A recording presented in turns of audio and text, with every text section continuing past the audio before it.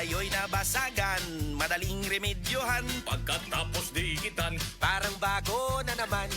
Pioneer Epoxy, pandikit ng kristal, kahoy at bakal. pang-repair ng radiator, Tambucho, refrigerator, martilyo, Kutsilyo, gripo, araro, gero, aparador, pampatibay ng bangka, kisame, etc. Pioneer Epoxy, paborito ng bayan.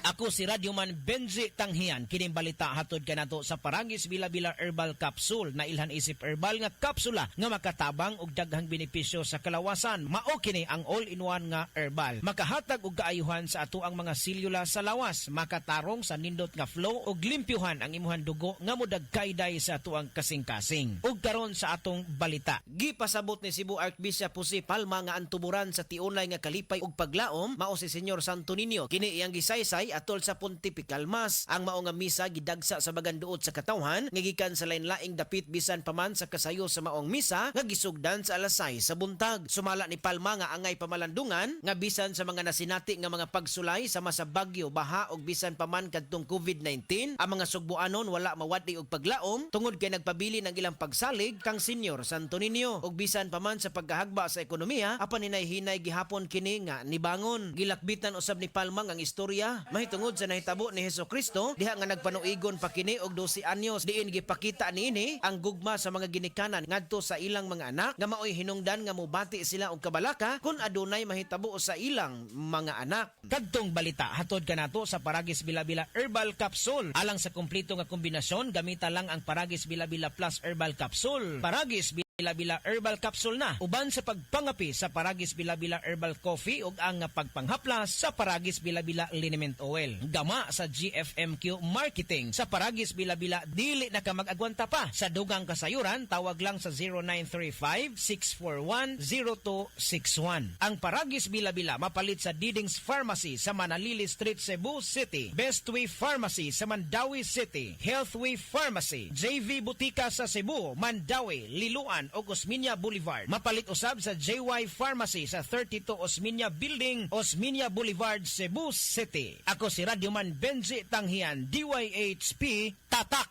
RMN. Usa ka Evangeline Cañete ang makapamatuod nga siya naulian ug ang iyang bana nga si Amado miubusad ang blood sugar count. So kadyod pag-apply sa kumbana sir or ako sa iya ha, nakuan yun nga nagyud say ka-usaban. Taas din ang sugar sa mga asawa sa 11.7.